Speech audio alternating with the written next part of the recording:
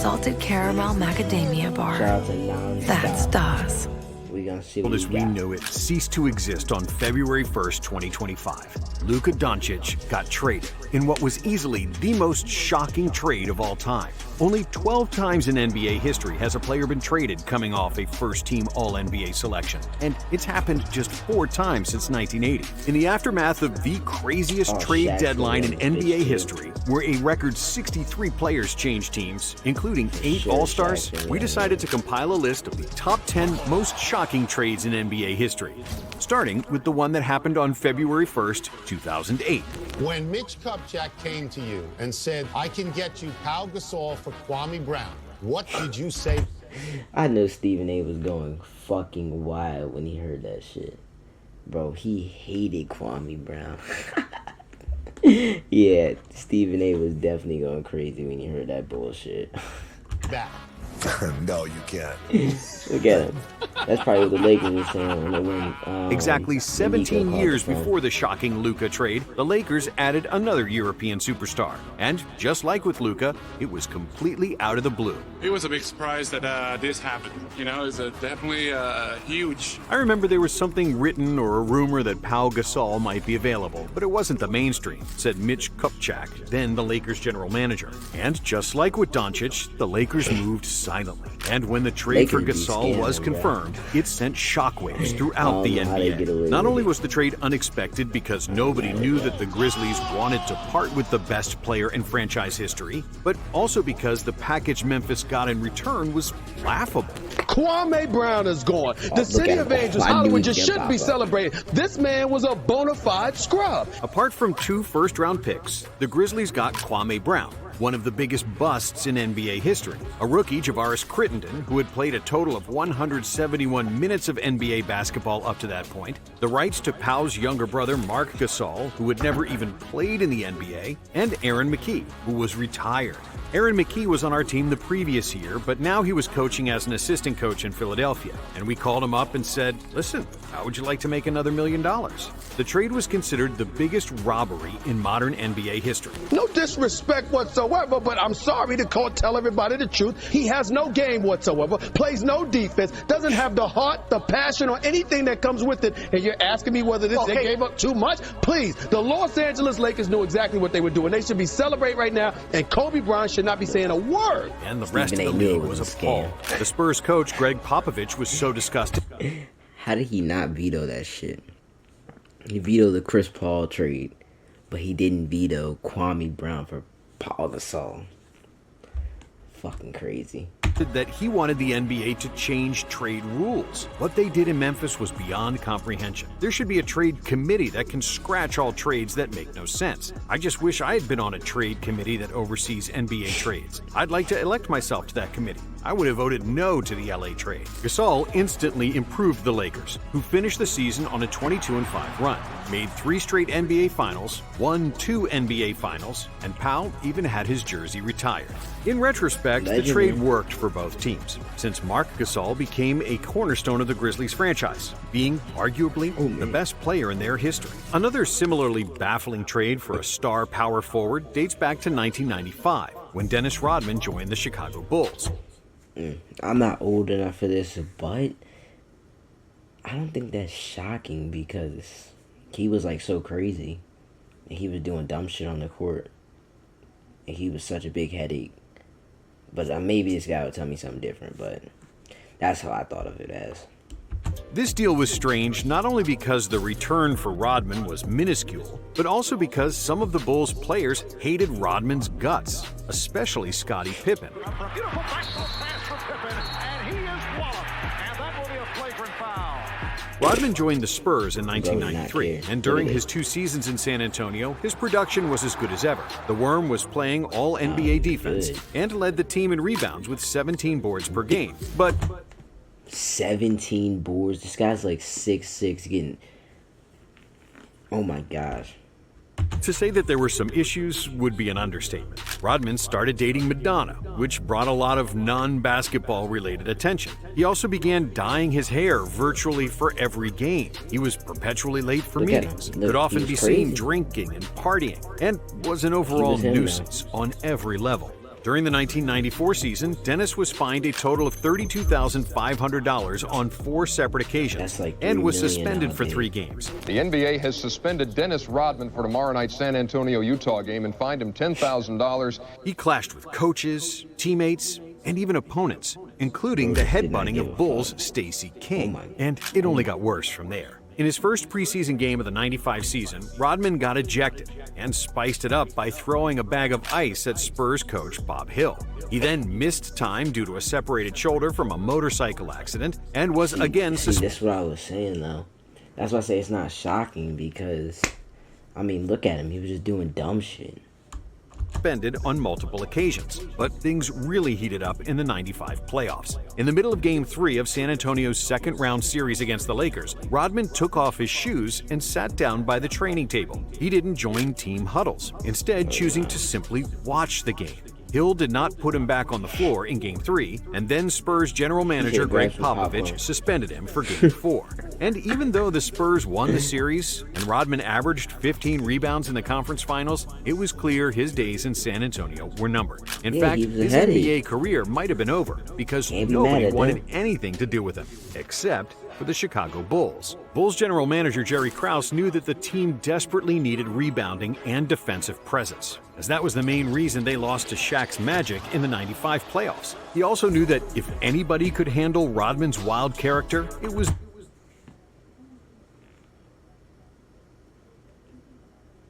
grown-ass man, by the way. The Zen Master, Phil Jackson, and the best player on the planet, Michael Jordan.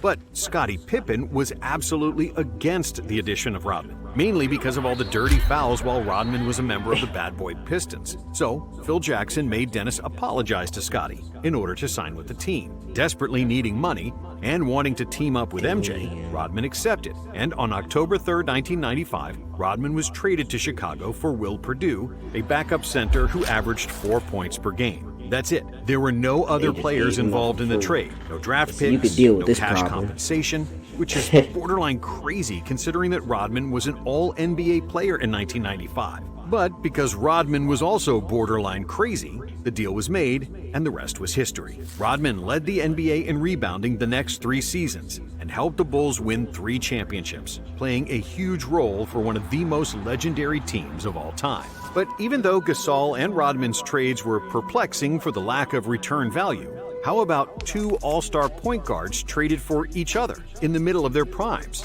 This happened in 2001 when the Phoenix Suns traded Jason Kidd for Stephon Marbury in a deal that stunned the rest of the NBA. Kidd was coming off arguably the best season of his career, averaging 16.9 points, a league-leading 9.8 assists, and 2.2 steals. Jason made the All-NBA First Team in 2001, as well as First Team All-Defense. So, why did the Suns decide to trade a guy like that? Well, partly because Kidd was arrested during the 2001 season because of a domestic violence case, and partly because they felt that Marbury was a better player. Steph was 23 years old, 4 years younger than Kidd. He was a superior scorer, averaging 23.9 points per game, along with 7. Yeah, I was gonna say something. This dude, he was the shit back in the day. I've definitely heard things about him. 24-8? Dude, that's like 33 nowadays.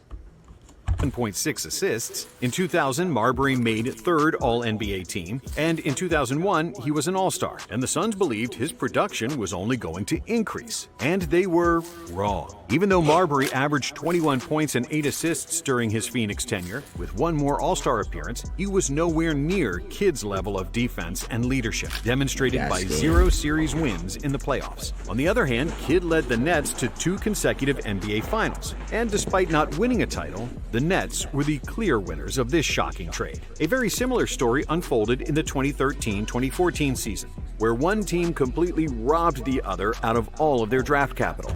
Yeah, I knew this one was going to be on there, man. The Celtics literally got everything from these motherfuckers. I don't know why they did this shit. They went and brought the unction. That's what the Clippers are doing right now. The motherfucking unction. Crazy.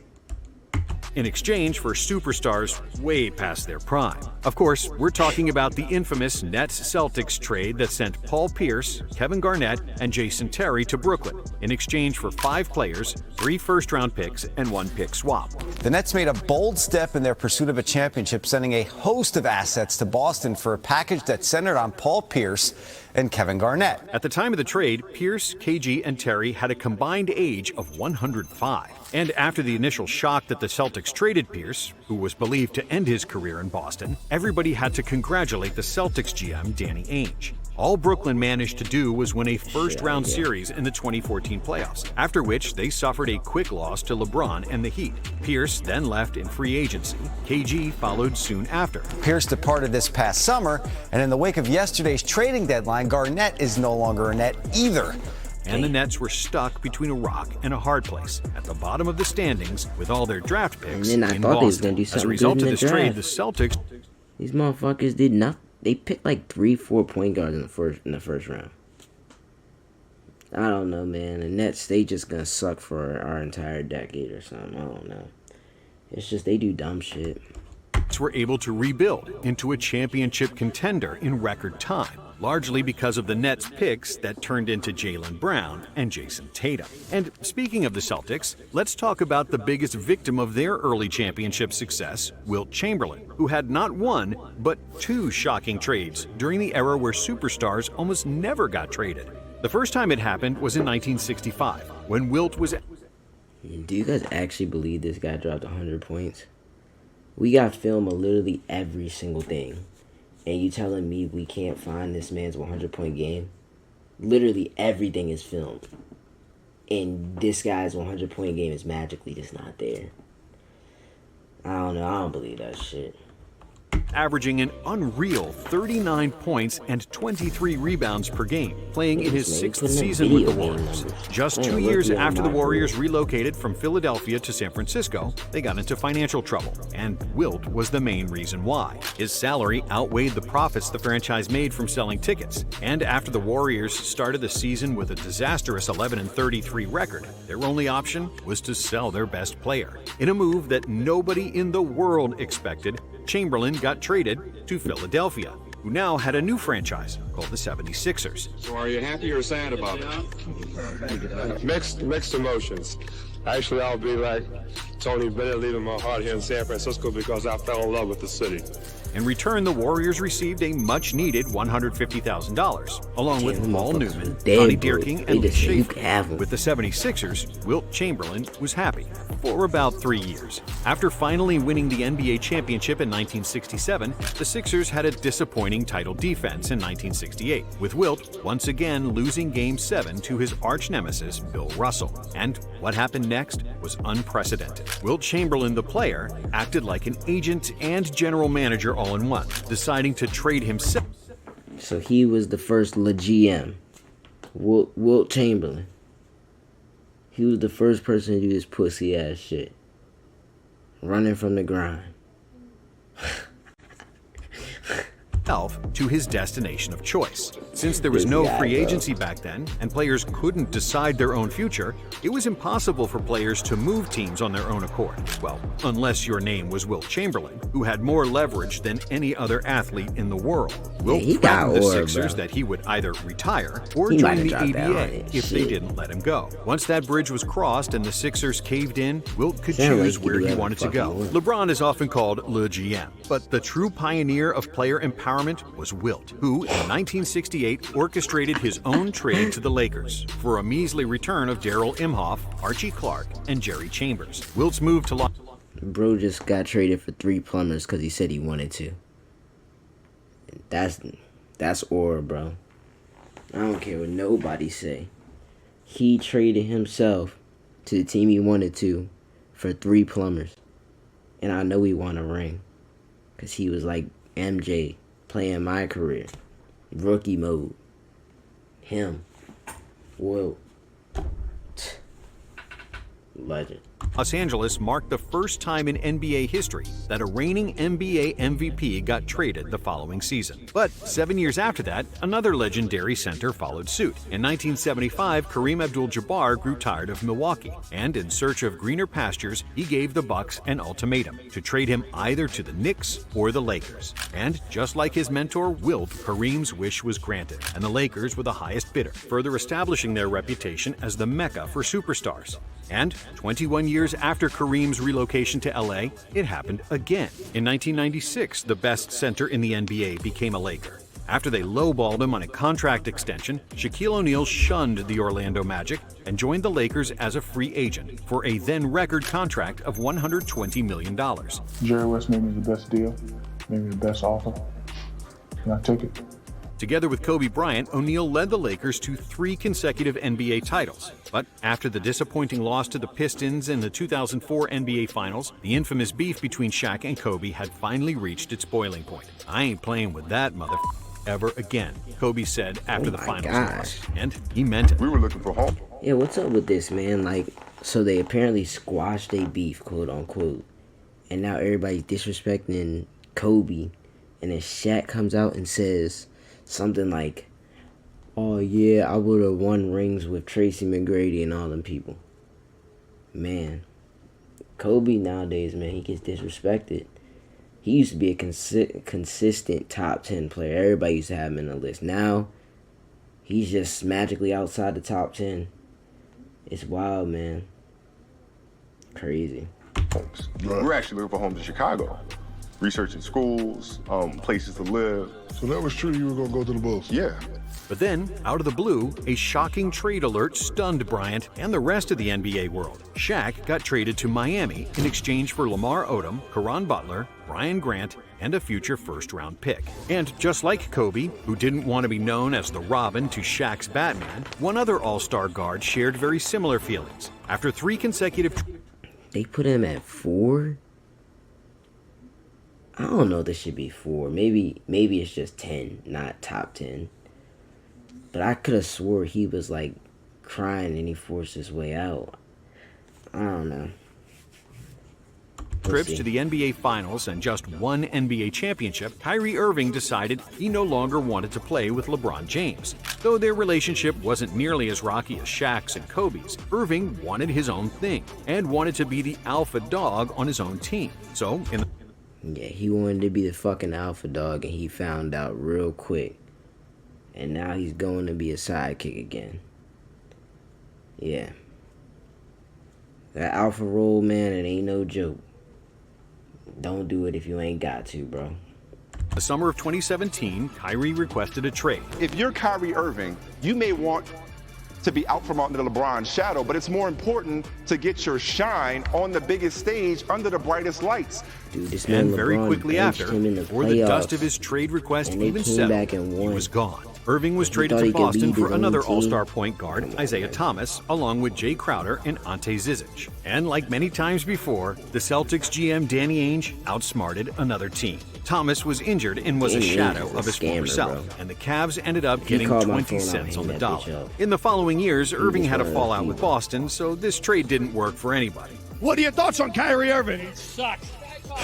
He sucks. But at the time of the deal, it seemed like the steal of the century and was surely the biggest talk of the 2017 NBA offseason. Now, this next trade is one of the worst financial decisions of this century and one that destroyed a dynasty. Just 4 days before the start of the 2012-2013 regular season, everything seemed fine and dandy in Oklahoma City. Despite the loss in the 2012 NBA Finals, they had plenty of reason to be happy because they had the best young core in... What could have been? Damn.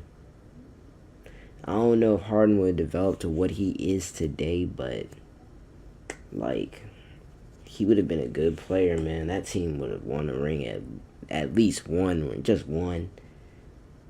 Dang. I can't believe that dude didn't pay the money up, man. The NBA, or at least so they thought. One extremely unexpected Woj bomb later, their future dynasty was destroyed. as James Harden got traded to the Houston Rockets. Harden still had 1 year left on his rookie deal, and the Thunder had offered him a $55 million extension, which was about $4.5 million shy of the maximum $60 million contract that the Beard wanted. They didn't want Just to give $4 Harden the million. max. Their position was everyone like who's 5 re-signed here pennies has in the NBA, sacrificed a little something, even Durant, even Russell Westbrook, so they were looking for Harden to be willing to take a little less than the max. Not willing to deal with an unhappy player and to stay below the luxury tax, the Thunder felt that their hands were tied, and they decided to make Harden available for a trade. As soon as the Rockets heard that, they jumped at the opportunity, getting Harden for a discount, as OKC got Jeremy Lamb, Kevin Martin, and 2 first-round draft picks in return for one of the best scorers in NBA history.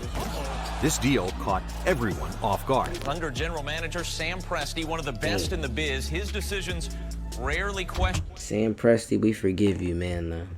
I mean, you got all the draft picks, you got everything, so I mean, can't be mad at him. He just got his first ring too. Congratulations, dude. By Thunder fans, but this one has been, and no doubt will continue to be. What could have been? Especially because Harden was still under contract, and the Thunder could have just stayed pat and done nothing. But they completely botched it over $4 million, which marked the beginning of the end of KD and Westbrook's era in OKC. However, 7 years after that Harden trade, Russ was still in Oklahoma City, and instead of Durant as his counterpart, there was Paul George. Even though they got beat in the first round of the playoffs 2 years in a row,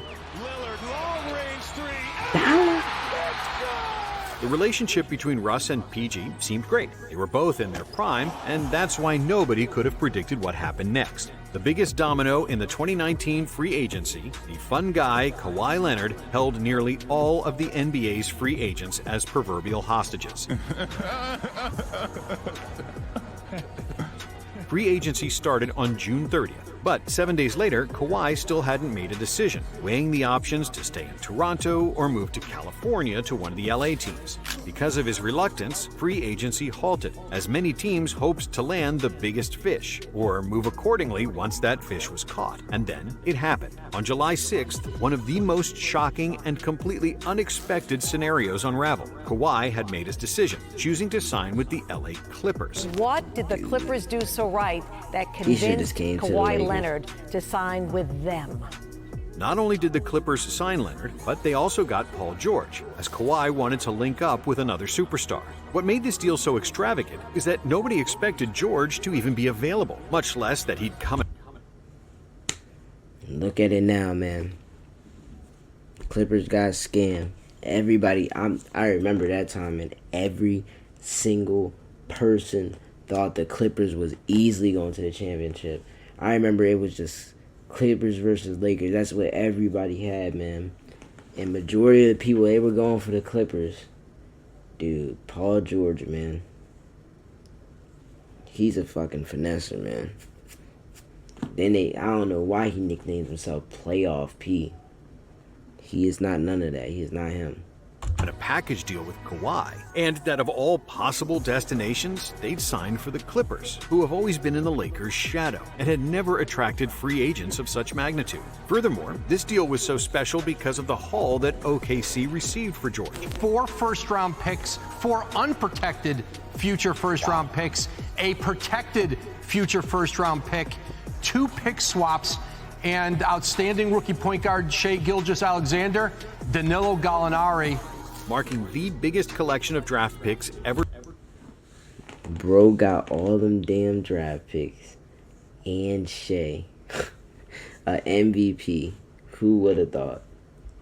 % for a single player. And compared to this enormous harvest of draft picks, what happened on February 1st, 2025 seems almost comical. When Shams Charania broke the news that Luka Doncic had been traded, we all thought his phone had been stolen, or that he was pulling some sort of sick joke. For Paul George, this deal materialized in the shadows. This came out of nowhere. This is maybe the most stunning trade, definitely that I've been a part of. The ability to lock down a player in his mid-20s, who's one of the greatest players in the league on a 5-year extension, is the dream for franchises. And the Mavericks looked at that and said, you know what? We don't think he's worth $350 million. We can't stomach even giving it to him. So that's one unbelievable situation with a 25-year-old guy who's been a 5-time first-team All-NBA player. I just want to point something out.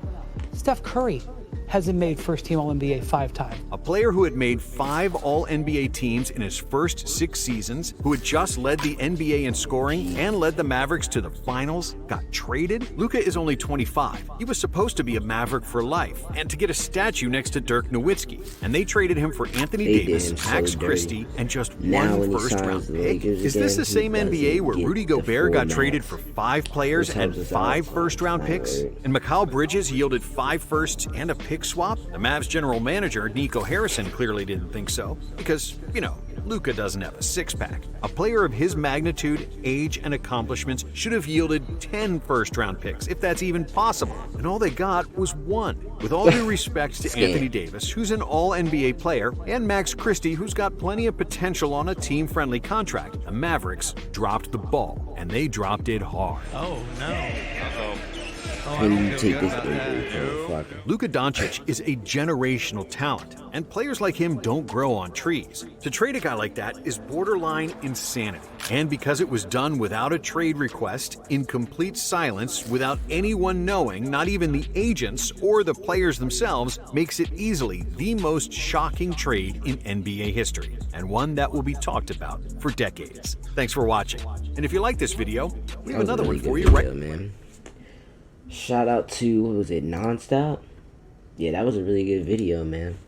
I learned about Wilt Chamberlain finessing and shit. Who else was a scammer? Kareem. Oh my gosh. And then we learned that. We didn't learn that. I was gonna say something about Paul George, but we already know he's trash. Yeah, but